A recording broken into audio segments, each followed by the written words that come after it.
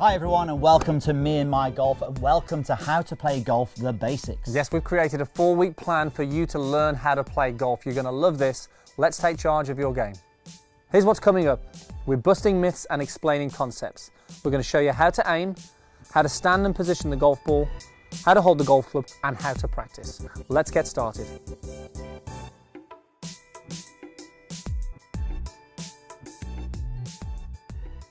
Now in golf, we obviously have a target, which is usually a flag on the green or a fairway to hit. So it's important we understand how to aim and how to stand to the golf ball. We're going to talk about that before we get into the most important part, which is the grip. Oh, absolutely. Okay, so let's start with the alignment. So the first thing we want to do is aim the club at the target. So at the bottom of the golf club here, we have something called the leading edge. Now your job is to get a 90-degree line coming out of that leading edge to the flag in this instance if I want to hit a straight shot at the target. So that's my club head aimed at the target. Now from there, I need to get my body aligned to the target. Now the way that we align our body is we run it parallel to that target line that we've just created from the club head. So by that we mean the feet, knees, hips and shoulders are all running parallel to the target line created by the club head. So that's my body alignment sorted. The next thing is the stance. So by that we mean the width of our feet and how far apart they are. So in this instance with a 7-iron, we want to be about shoulder width apart.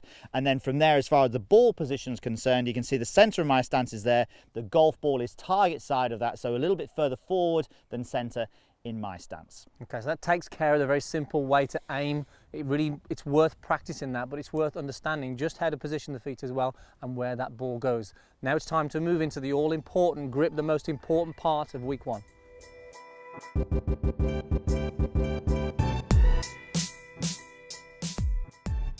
Over the next 4 weeks of the plan, we are going to be talking about the golf club. So it's important for you to understand what the parts of the golf club are called. So first of all, we have the grip. Some people call it the handle, but we call it the grip. Then we have the shaft, and then we have the club head.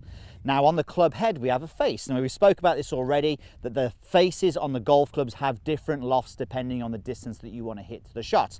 This is where it gets a little bit confusing. We have a toe and we have a heel. Yes, on the head we have the toe and the heel. And obviously we've also mentioned the leading edge. So it's important to understand these different parts of the golf club as we go through the next 4 weeks.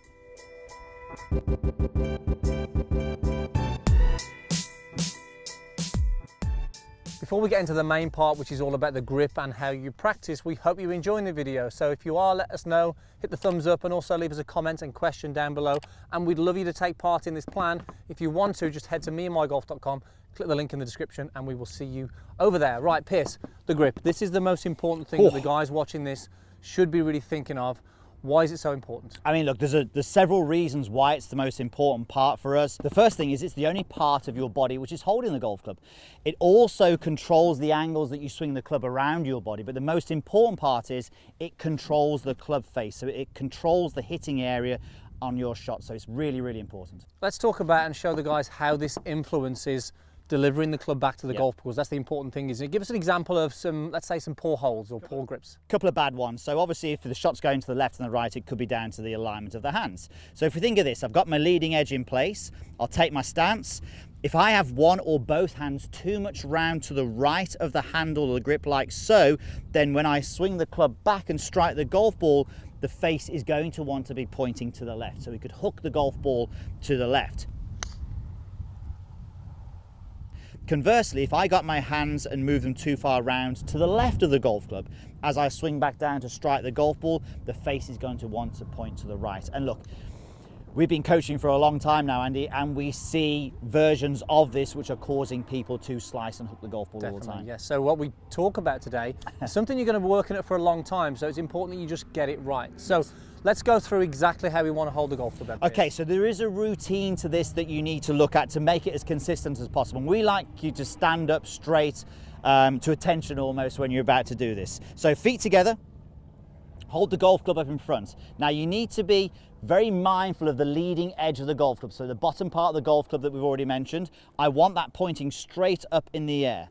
So from there, we're going to put the lead hand on first. Now you'll notice that I've got a glove on my left hand. So if you do want to wear a glove, it can help with the grip and keeping control. So you want it for your lead hand, left hand in my case.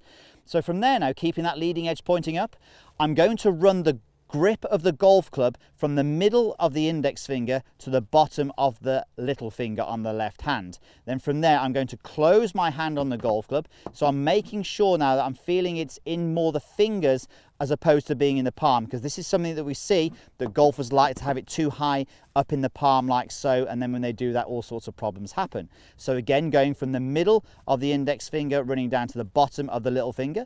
From there, you close your hands on the golf club. I'm keeping an eye on that leading edge. Now, when I'm looking at that now, if I let go with my right hand, I can see all of the knuckles on the back of my left hand, and I can see the logo on the back of the glove. So, right hand comes into play now. I always like to put the hand on the shaft like so, with the palm facing towards the target. From there, I can slide my hand down the golf club and then close my fingers and thumb onto the golf club. So you can now see that my right thumb is sitting on top of the left thumb. So this is going to give me that sort of freedom when I'm swinging the golf club, and it's also going to make it a lot easier to square that club face up. So when I put the golf club down now, I've got my leading edge going to my target, but as I'm looking down, I can see maybe 2.5 knuckles on my glove hand, and there's a V form between the thumb and the forefinger on the trail hand, the right hand, which is going up pretty much to my right ear. From there, I think you've got a really good place to start from. Now, it sounds like a lot of information, but the more that you practice this, you can pause this now and play it back, the more that you practice this, the more automatic it will become. Yeah, it's worth making sure that you spend time doing this, because it has such a key role in hitting some good golf shots. Now, one question you might have, or you might have been asked to do or told, is you need to join the hands together. Well, we're not going to ask you to do that at this point. We're going to say stick with what we call the baseball grip, where we don't join the hands together with interlocking them, because that's something we're going to do at a later stage potentially. Yeah, I think experience has shown us that whenever people have tried to interlock the fingers, it really does make the hands go into a poor position. We really want to be stressing that we want to be getting the hands looking like this when you hit a golf shot. Okay, so that's the grip. Now we're going to show you guys how to practice. So if you go into a driving range or a practice area, this is what you need to do. We're going to hit 30 golf balls, remember, on week 1.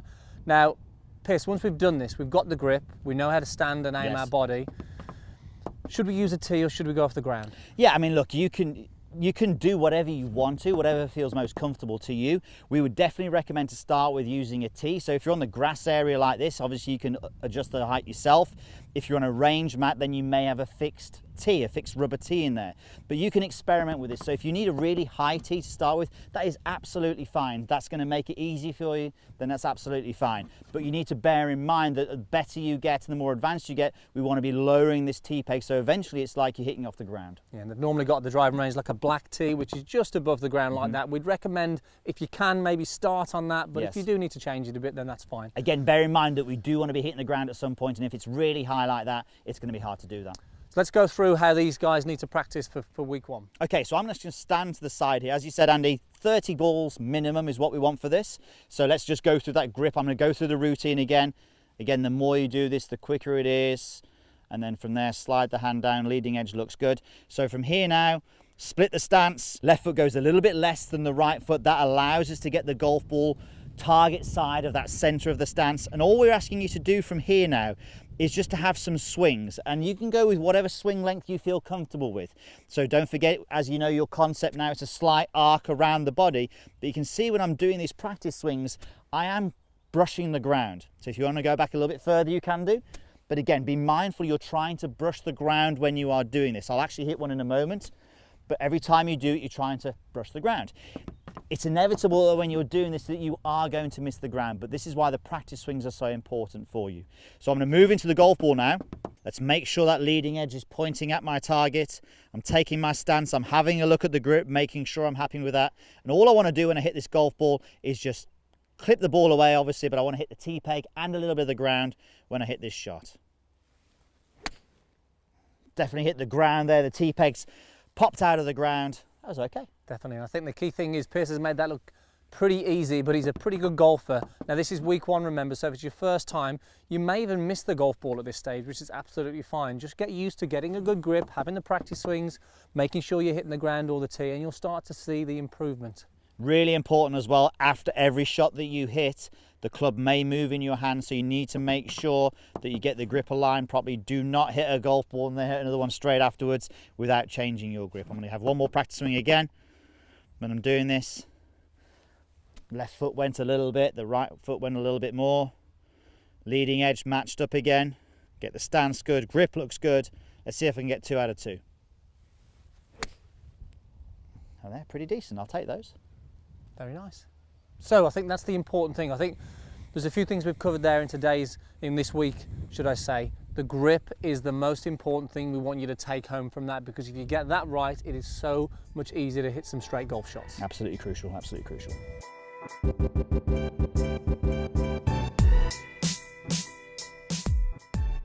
Over the next 4 weeks, we are going to be busting myths and explaining concepts. Now, it's so important on your journey to playing golf that you understand exactly what we're trying to achieve in the golf swing.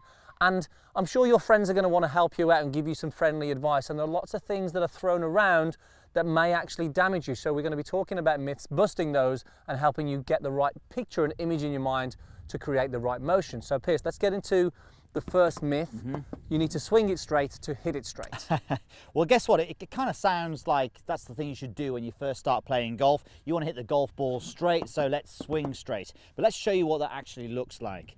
So if I'm going to swing the club back straight, this is exactly what it looks like. That's the club going straight on the way back, coming back down to the impact, and then it's straight on the way through. Now you can probably see, looking at that actually doesn't really look like a golf swing you've seen before. So hitting golf balls with that thought process is not going to help you.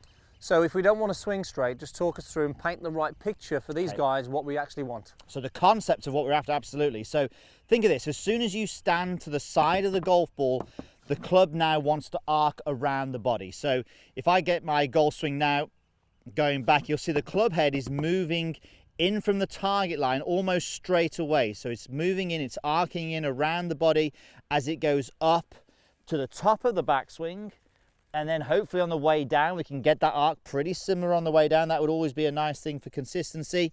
Then I get to the strike. As I then swing past where the ball was, you can now see that the club head is arcing in from that target line as it goes up and around my body into the finish. So nothing there in the golf club is traveling straight. It's really important for you guys to really get that visual in your mind to understand that. Let's take a look from a different view, from over the head here. And as you'll see from above the head, you will see that the club moves immediately in around the body. It's not traveling down the target line all the way to the top of the backswing. And as we swing down now, it moves back towards the target line at impact. And as we go past, you can see again moving in from that target line. So having that right sort of image in your mind is really going to help shape the concept of your thoughts, and it's going to make a huge difference to your golf swing.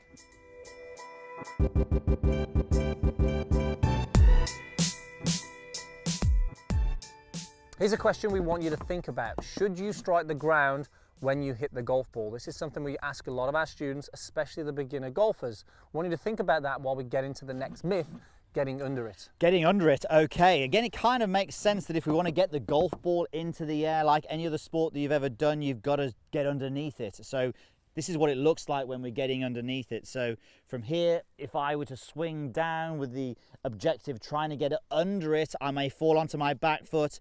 I may throw the club head underneath the golf ball like so. The problem with this is I'm probably going to hit the ground before the golf ball, or if I do miss the ground, I may hit the top of the golf ball and send it toppling along the ground. So getting underneath it or getting under it is not really going to help you. So it would imply that we're hitting up on the golf ball. Hitting up on the golf ball, yes. So okay, let's just explain the concept again. Let's paint the right image in their minds. Okay, so what we're looking to do is, the opposite. We're actually looking to hit the golf ball as the club head is descending. So it kind of looks a little bit more like this. So as you are swinging down now, we want the club head to be descending by the time it strikes the golf ball.